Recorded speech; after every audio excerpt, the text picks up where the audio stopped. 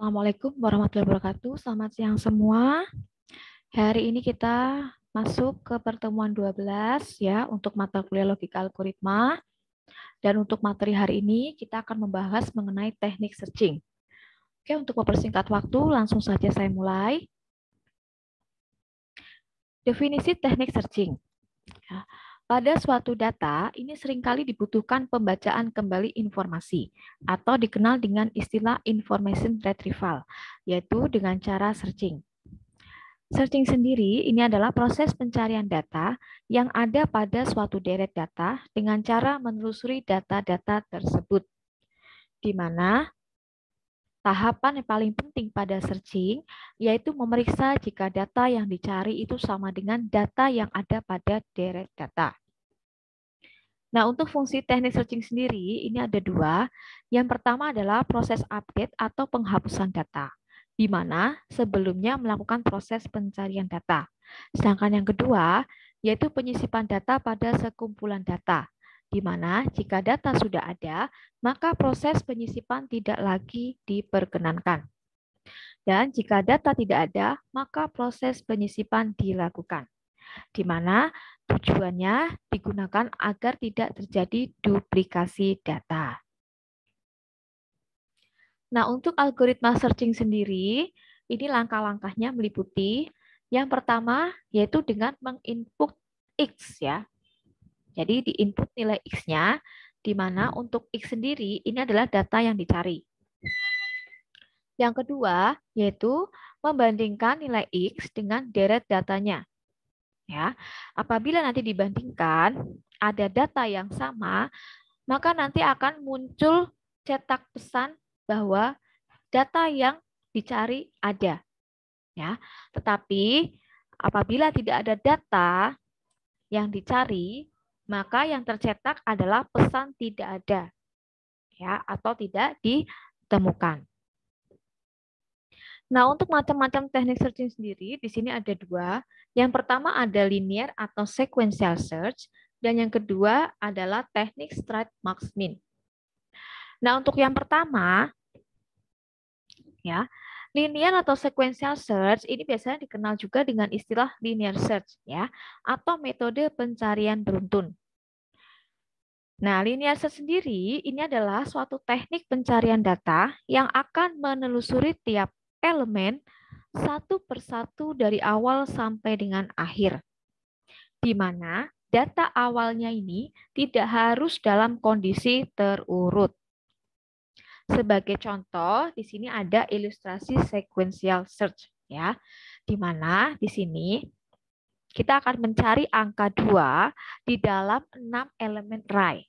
Ya, di sini diketahui elemen array-nya ada 5, 9, 10, 2, 90, dan 4.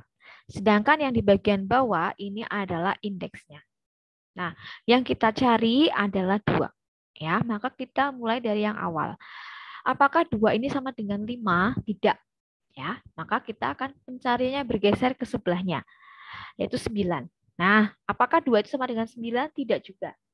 Maka akan bergeser ke sebelahnya lagi, yaitu 10. Ya, apakah 10 ini sama dengan 2? Jelas tidak. Maka akan bergeser lagi ke sebelahnya lagi. Nah, di situ ada 2. Apakah 2 sama dengan nilai 2 yang kita cari? Ya. Maka angka 2 ini ditemukan pada indeks ke-3. Contoh lain, misalnya, di sini terdapat array satu dimensi, ya, yaitu 8, 10, 6, min 2, 11, 7, 1, dan 100. Di mana indeksnya dimulai dari 0 sampai dengan 7. Kemudian program ini meminta data yang dicari, yaitu 6. Ya, maka X-nya itu sama dengan 6. Kemudian kalau dibuat iterasi, maka kita mulai dari paling ujung. Ya, apakah 6 yang kita cari ya sama dengan 8 ini? Tidak. Ya, maka bergeser ke sampingnya lagi. Apakah 6 itu sama dengan 10? Tidak. Kemudian kita bergeser lagi. Nah, apakah 6 ini sama dengan 6 yang kita cari? Ya. Maka nanti output yang akan muncul yaitu ada. Ya, bahwa data yang kita cari itu ada. Terdapat pada indeks ke-2. Nah, Apabila sampai data yang terakhir itu tidak ditemukan data yang kita cari, maka outputnya nanti akan muncul data yang dicari adalah tidak ada. Nah, untuk penerapan linear search pada Python, ya, ini kurang lebih seperti ini, ya. Misalnya nanti di sini ada 5, 9, 10, 2, 94. Nah, maka nanti yang keluar adalah, nah, apakah nilainya yang dicari itu ditemukan atau tidak ditemukan. Nah, kebetulan di sini dicari adalah 2. Maka kalau di running, hasilnya adalah nilai 2 ini ditemukan, yaitu pada indeks ketiga.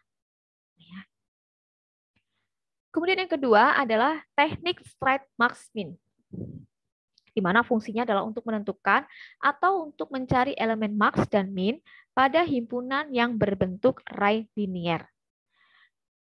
Untuk waktu tempuh atau time complexity-nya yang digunakan untuk menyelesaikan pencarian hingga mendapatkan solusi yang optimal. Nah, untuk kompleksitas waktunya, ini ada 3 macam. Yang pertama ada Tmax, yang kedua ada Tmin, dan yang ketiga adalah Taverage. Nah, untuk Tmax sendiri, ini adalah kompleksitas waktu untuk kasus terburuk atau worst case, ya, di mana kebutuhan waktu itu maksimum. Sedangkan untuk Tmin, itu adalah kompleksitas waktu untuk kasus terbaik atau best case, ya, di mana kebutuhan waktunya itu minimum. Dan T-average itu adalah kompleksitas waktu untuk kasus rata-rata atau average case, ya, di mana kebutuhan waktunya itu secara rata-rata. Yang pertama kita bahas mengenai best case. Best case di sini adalah keadaan yang tercapai jika elemen pada himpunan A itu disusun secara increasing atau menaik, yaitu dengan perbandingan waktunya adalah n-1 kali satuan operasi. Nah, untuk efisiensi pada input best case yang berukuran N, ini di mana algoritma berjalan paling cepat dari kemungkinan input yang ada. Sebagai contoh, misalnya terdapat himpunan A yang berisi 4 buah bilangan yang sudah disusun secara increasing, yaitu dengan A0 sama dengan 2, A1 sama dengan 4, A2 sama dengan 5, dan A3 sama dengan 10. Yang diminta adalah tentukan atau cari bilangan max dan min serta jumlah operasi perbandingan yang dilakukan. Maka untuk masalah tersebut, ini dapat digunakan prosedur straight max min yang menghasilkan bilangan. Kalau dilihat di sini berarti nilai paling kecil ya minimalnya adalah 2. Sedangkan bilangan yang paling besar ini adalah 10. Ya, jadi minimalnya 2, maksimalnya 10. Sedangkan untuk operasi perbandingan ya menggunakan rumus n-1. Nah, di sini ada 4 bilangan ya, yaitu ini 1, 2, 3, 4. Maka 4-1 sama dengan 3. Jadi ada 3 kali operasi perbandingan. Yang kedua ada worst case. Nah, ini terjadi jika elemen dalam himpunan disusun secara decreasing atau menurun, yaitu dengan operasi sebanyak 2 dikali n-1 kali satuan operasi, di mana efisiensi untuk input worst case berukuran n, algoritmanya berjalan paling lama dari kemungkinan input yang ada. Dan analisa worst case sendiri ini menjamin bahwa suatu program tidak akan pernah melebihi C worst N, ya, yaitu running time pada inputan worst case terburuk. Sebagai contoh, misalnya mencari elemen max min dan jumlah operasi perbandingan yang dilakukan terhadap himpunan A yang disusun secara decreasing, yaitu A0 sama dengan 80, A1 sama dengan 21, A2 sama dengan 6, dan A3 sama dengan min 10. Nah, untuk masalah di atas ini bisa melakukan proses start max min-nya, ya. Maka untuk elemen max-nya bisa dilihat di sini Bali paling besar 80, sedangkan untuk elemen minimalnya, nah ini adalah min 10. Sedangkan untuk operasi perbandingan elemen max-minnya yaitu menggunakan rumus 2 dikali N-1. Ya, maka 2 dikali, nah di sini ada 4 ya, 1, 2, 3, 4. Maka 2 dikali 4 min 1. Ya, 4 min 1 ini 3, 2 dikali 3 berarti ada 6 kali satuan operasi. Dan yang terakhir, ini ada average case. Jika pencarian elemen max-min dilakukan pada elemen dalam himpunan yang tersusun secara acak, atau tidak decreasing dan tidak increasing, maka jumlah operasi perbandingan yang dilakukan adalah rata-rata waktu tempuh best case dan worst case-nya, yaitu setengah dikali N-1 plus 2 dikali N-1 sama dengan setengah dikali 3 N-3 sama dengan 3 per 2 N-3 per 2 kali. Nah, ini dihitung bukan berdasarkan rata-rata worst case dan best case ya. Sedangkan untuk menganalisanya, kita harus membuat asumsi-asumsi dari inputan yang berukuran N yang memungkinkan.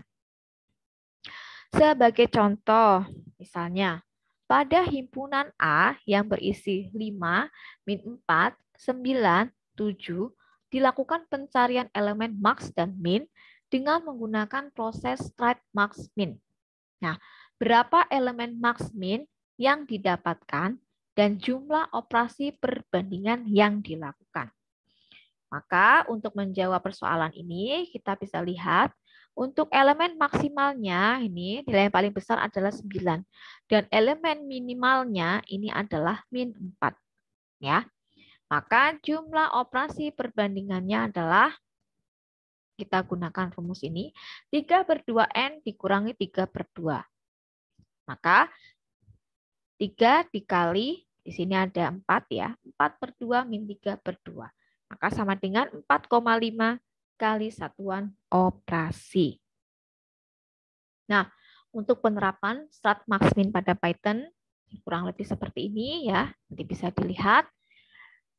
Nah, kalau dijalankan ini, ada listnya, ya isi listnya seperti ini. Kemudian bisa kita cari nilai terbesarnya berapa, kemudian nilai terkecilnya berapa, kemudian jumlah elemennya ini ada berapa, kemudian akumulasi jumlah nilai elemen. Jadi dijumlahkan semua ini totalnya ada sekian. Sedangkan untuk nilai ratanya berarti dibagi. Ya, sekian dibagi dengan jumlah elemennya. Maka didapat hasil ini. Ya. Oke, saya rasa untuk materi pertemuan 12 cukup ya. Nanti apabila ada yang belum dipahami atau kurang jelas bisa ditanyakan di grup WA. Ya. Oke, saya rasa cukup sekian ya, dan saya akhiri. Wassalamualaikum warahmatullahi wabarakatuh.